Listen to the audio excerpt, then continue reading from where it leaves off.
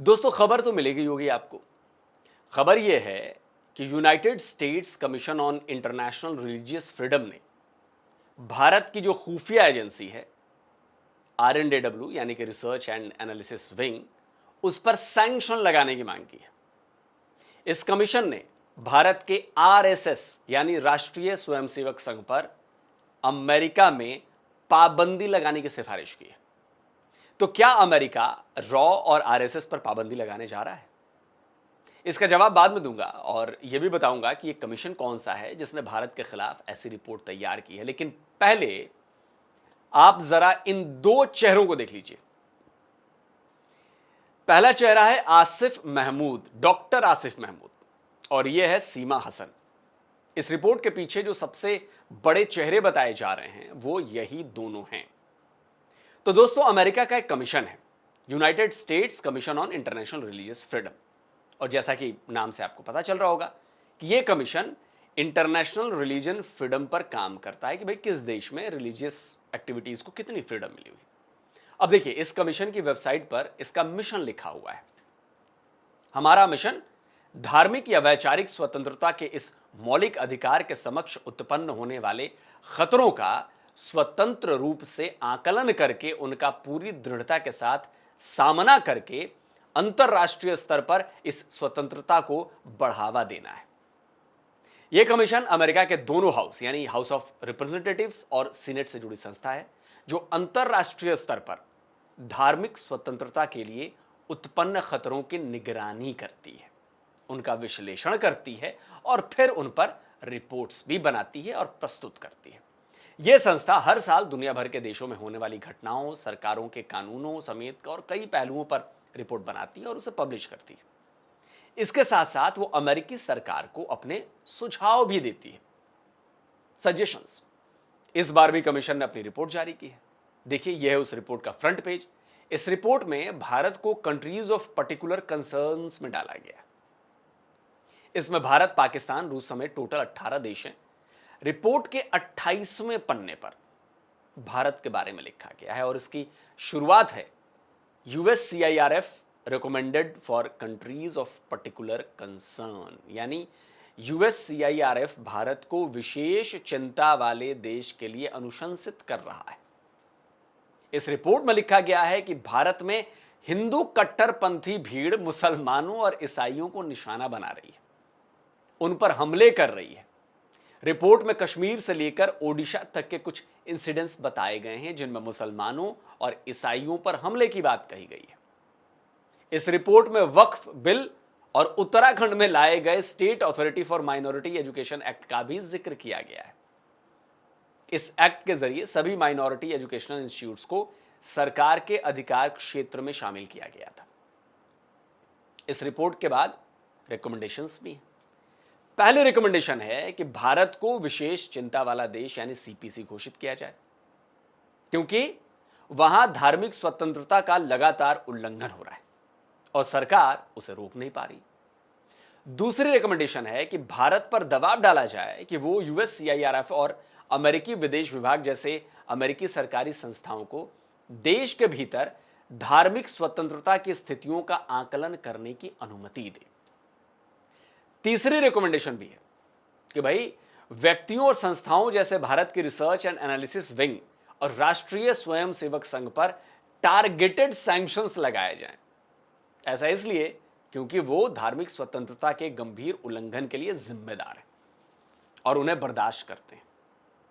इन प्रतिबंधों के तहत उन व्यक्तियों का संस्थाओं की संपत्तियों को जब्त किया जा सकता है या उनके संयुक्त राज्य अमेरिका में प्रवेश पर रोक लगाई जा सकती है।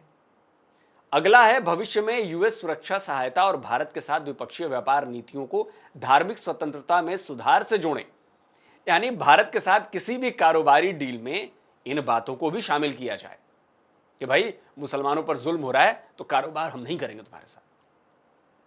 अमेरिका के नागरिकों और धार्मिक अल्पसंख्यकों के प्रति लगातार जारी डराने, धमकाने और उत्पीड़न की घटनाओं के आधार पर भारत को हथियारों की बिक्री रोकने के लिए हथियार निर्यात नियंत्रण अधिनियम की धारा 6 को लागू किया जाए और ट्रांसनेशनल रिप्रेशन रिपोर्टिंग एक्ट 2024 को फिर से पेश किया जाए और पारित किया जाए ताकि यह अनिवार्य हो सके कि भारत सरकार द्वारा संयुक्त राज्य अमेरिका में धार्मिक अल्पसंख्यकों को निशाना बनाए जाने के मामलों की वार्षिक रिपोर्ट प्रस्तुत की जाएगी। अब तक तो आपको समझ में आ गया होगा दोस्तों कि इस रिपोर्ट में न केवल भारत में अल्पसंख्यकों पर हमले और उनके धर्मस्थलों पर हमले के आरोप लगाए गए हैं, बल्कि रॉ पर अमेरिका में भी धार्मिक अल्पसंख्यकों को टारगेट बनाने के इल्जाम लगाए गए। यानी बात खालिस्तानी आतंकवादी पन्नू की हो रही है। तो आपने भारत पर लगे आरोप देख लिए और यह भी देख लिया कि अमेरिका के इस कमीशन ने अमेरिकी गवर्नमेंट को भारत के खिलाफ कौन कौन से स्टेप उठाने की सलाह दी है। अब यह खबर भारत ही नहीं, दुनिया भर के लिए हेडलाइन बनी हुई है। अब समझिए कि अमेरिका की यह संस्था भारत को टारगेट क्यों कर रही है। मैंने आपको अमेरिका के इस कमीशन के बारे में बता दिया है, अब जरा कमीशन के मेंबर्स के बारे में तो जान लीजिए। यहां से आपको बहुत सी बातें क्लियर हो जाएंगी कि इस रिपोर्ट का असल मकसद क्या है। देखिए, इस कमीशन में 7 मेंबर्स हैं। विकी हार्ट्जलर इस कमीशन की चेयर यानी कि हेड है और वाइस चेयर हैं आसिफ महमूद। ये वही आसिफ महमूद हैं जिनकी तस्वीर मैंने वीडियो के शुरू में आपको दिखाई थी। आसिफ कैलिफोर्निया में रहने वाले एक फिजिशियन हैं, ह्यूमन राइट एक्टिविस्ट हैं, रिलीजियस फ्रीडम और डेमोक्रेसी के पक्षधर हैं। इस रिपोर्ट के बनने और बिगड़ने में आसिफ महमूद का बहुत बड़ा रोल है, क्योंकि वो कमीशन में टॉप की पोजीशन पर है। भारत को लेकर कभी भी आसिफ का नजरिया पॉजिटिव नहीं रहा है, ऑलवेज नेगेटिव। आसिफ खुलेआम भारत को तोड़ने की साजिश रचने और आतंकवादी वारदातों को अंजाम देने वाले खालिस्तानियों को सपोर्ट करता है। देखिए, 14 फरवरी 2026 को किया गया यह उसका ट्वीट है। इसमें वो लिखता है कि सीमा पार दमन लोकतंत्र और मानवाधिकारियों के लिए एक प्रमाणित वैश्विक खतरा है और हाल के घटनाक्रमों से संकेत मिलता है कि भारत भी अपनी सीमाओं से बाहर ऐसी गतिविधियों में शामिल हो सकता है। यह खुलासे बहुत चिंताजनक है। हम अपने सिख भाइयों और बहनों के साथ और उन सभी समुदायों के साथ पूरी मजबूती से खड़े हैं जिन्हें विदेशी शासनों की ओर से डराया और धमकाया जा रहा है या जिनसे उन्हें खतरा है। दोस्तों, क्या इस ट्वीट में आसिफ महमूद ने खालिस्तानी आतंकवादियों के उन हमलों की बात की जो भारत से लेकर कनाडा तक में अंजाम दिए गए हैं, जिनमें हजारों लोगों की जान गई है? नहीं, क्योंकि आसिफ का एजेंडा तो खालिस्तान को सपोर्ट करने का है। भारत के बेगुनाहों की जान से उन्हें क्या मतलब है। अच्छा, अब एक और ट्वीट दिखाता हूं, इससे आपको पता चलेगा कि मैं क्यों यह कह रहा हूं कि आरएसएस पर बैन लगाने के रिकमेंडेशन के पीछे आसिफ महमूद है। पाकिस्तानियों की सबसे ज्यादा अगर किसी से फटती है तो आरएसएस से फटती है। आरएसएस से बहुत चढ़ते हैं पाकिस्तानी।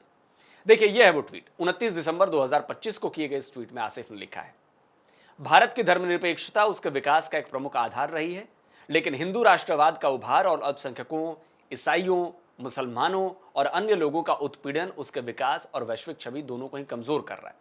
भले ही आरएसएस से बीजेपी और मोदी को अस्थायी लाभ मिल सकता है, लेकिन यह भारत की एकता और लोकतंत्र के लिए एक दीर्घकालिक खतरा है। लेकिन आसिफ को अपने यहां जो अहमदिया मुसलमानों के साथ ये करते हैं वो नहीं नजर आता। आए दिन शिया मस्जिदों में बम ब्लास्ट करते हैं, शिया मुसलमानों को मारते हैं, उस पर यह कुछ नहीं कहेगा। हिंदू और क्रिश्चियंस और सिखों को तो छोड़ ही दो।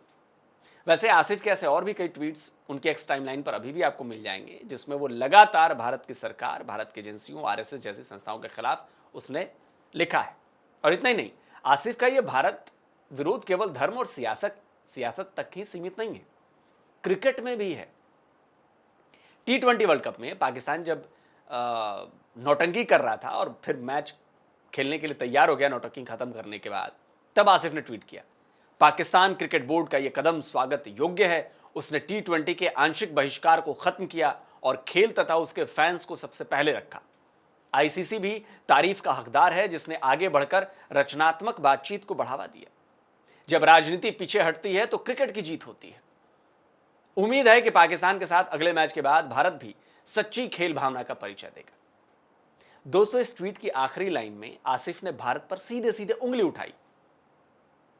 भारत भी सच्ची खेल भावना का परिचय देगा, यानी भारत जो है वो खेल भावना का पालन नहीं करता है। इससे पहले आसिफ ने मैच के बाद भारतीय खिलाड़ियों के पाकिस्तानी खिलाड़ियों से हाथ नहीं मिलाने के फैसले की भी निंदा की थी। लेकिन आसिफ ने कभी पहलगाम में जो पूछकर हिंदू मारे गए उनकी बात नहीं की। तो सवाल उठता है कि आसिफ इतना भारत विरोधी क्यों है? क्यों वो भारत सरकार से लेकर भारत की क्रिकेट टीम को भी टारगेट करता है? और क्यों उसने भारत की खुफिया एजेंसी रॉ के साथ साथ आरएसएस पर पाबंदी लगाए जाने का प्रस्ताव रखा है?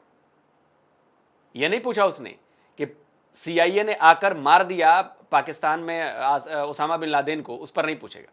खैर, तो इसलिए क्योंकि ये आसिफ का है पाकिस्तान कनेक्शन। जी आसिफ महमूद मूल रूप से पाकिस्तानी है जो अमेरिका में जाकर बसा हुआ है। आसिफ 2024 में इस कमीशन का सदस्य बना था और फिर 2025 में वाइस चेयर बना और तब पाकिस्तान में इस बात का खूब ढोल पीटा गया था। जियो न्यूज की इस खबर को ही देख लीजिए। लिखा था, अमेरिकन पाकिस्तानी आसिफ महमूद यूएससीआईआरएफ के वाइस चेयर बनाए गए। जियो की इस रिपोर्ट में भी साफ साफ लिखा गया था कि डॉक्टर महमूद भारत के कट्टर आलोचक हैं। तो अब दोस्तों आपको समझ में आ गया होगा कि यह रिपोर्ट जो आई है रिलीजियस फ्रीडम वाली इतनी एंटी इंडिया क्यों है। लेकिन इसमें एक दूसरा फैक्टर भी है दोस्तों, वो है सीमा हसन। सीमा हसन यूएससीआईआरएफ की पॉलिसी एनालिस्ट है। इसके एनालिसिस का फोकस साउथ एशिया है, खास तौर पर भारत, पाकिस्तान और अफगानिस्तान। तो भारत के खिलाफ तैयार की गई इस रिपोर्ट में जो एनालिसिस तैयार की गई होगी वो सीमा ने बनाई होगी।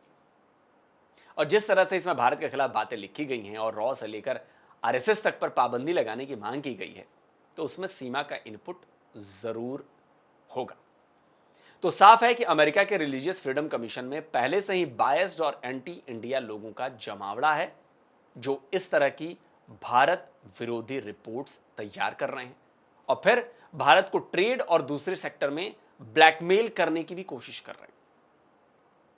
वैसे आपको बता दूं कि अमेरिका का यह कमीशन पिछले कई सालों से लगातार अपनी रिपोर्ट में भारत को इसी तरह से टारगेट करता आ रहा है। 2025 की रिपोर्ट में भी रॉ पर सैंक्शंस लगाने की मांग की गई थी। तब भारत सरकार ने अमेरिका की इस रिपोर्ट पर ही सवाल खड़े किए थे। कहा था कि ये बकवास है। भारत सरकार ने इसे बायस्ड यानी कि एक तरफा करार देते हुए कमीशन के पैनल को ही चिंताजनक बता दिया था। ठीक इसी तरह 2024 में भी भारत सरकार ने अमेरिका के इस कमीशन की रिपोर्ट को खारिज किया था। बीबीसी की यह रिपोर्ट 29 अप्रैल 2020 की है। तब भी अमेरिका के इस कमीशन ने अपनी रिपोर्ट पब्लिश की थी जिसमें भारत पर इसी तरह के आरोप लगाए गए थे।